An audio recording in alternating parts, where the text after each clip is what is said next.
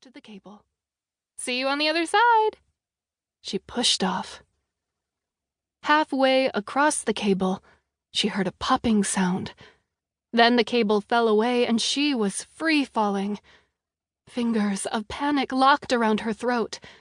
At some level, she'd heard the screams from the guests behind her, but there wasn't a moment to waste on them. Seeing the canopy of a large tree beneath her, she hoped for the best as she landed on the leafy branches. Her momentum threatened to push her off the other side, dropping into the valley below, but she somehow managed to grab onto a tree branch with both hands, hanging on with every ounce of strength she possessed. She was lying on her stomach, hoping the tree branches beneath her would hold up under the pressure. "Darby!" Teddy screamed her name from the platform behind her, but her position was such that she didn't want to move. She could barely breathe for fear of falling the rest of the way to the ground. "We're getting out of here!" the woman shrieked. "This isn't safe!" Darby couldn't reassure them even if she wanted to.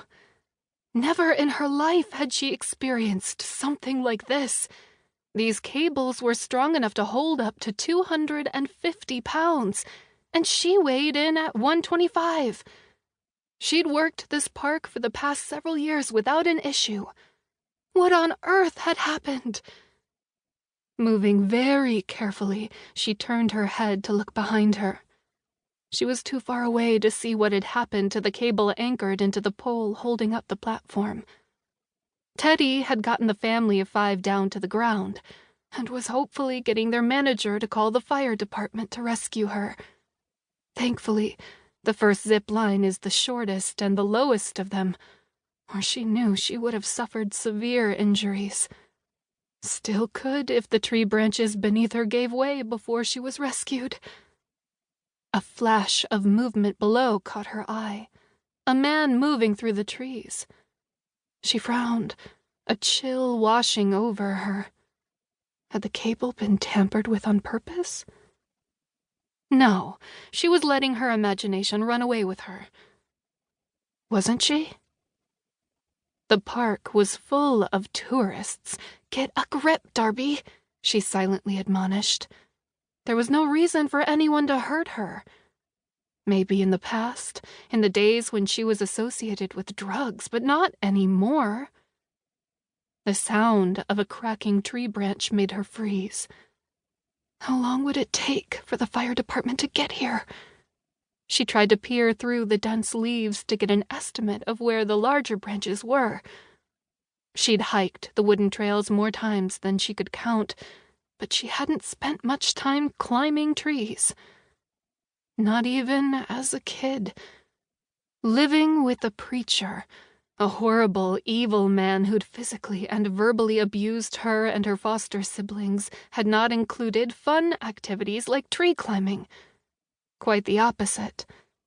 They'd knelt for hours on end, listening to the preacher yell and scream at them for being sinners, warning of God's fury. They'd slept in the cellar and were only allowed to do household chores and homework from Ruth, the preacher's wife, who'd homeschooled them. Another branch gave way beneath her, and she tightened her grip on the branch that had broken her fall. No point in thinking about the past now. She needed to be rescued, and quickly. Leo needed her, and she needed him. "Hang in there, Darby," Teddy called. "They're coming soon." "I'm doing my best. What happened?" "It looks like there's damage in the pole around the spot where the cable was bolted in," Teddy said. Damage?